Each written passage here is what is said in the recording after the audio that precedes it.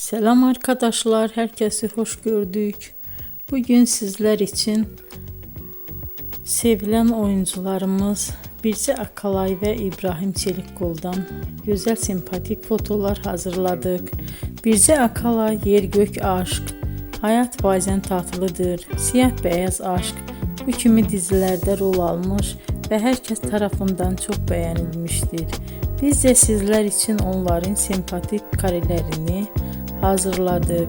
Yeni videolar görmek istiyorsanız kanalımıza abone olup bol bol yorum yazmayı, sona kadar izlemeyi unutmayın.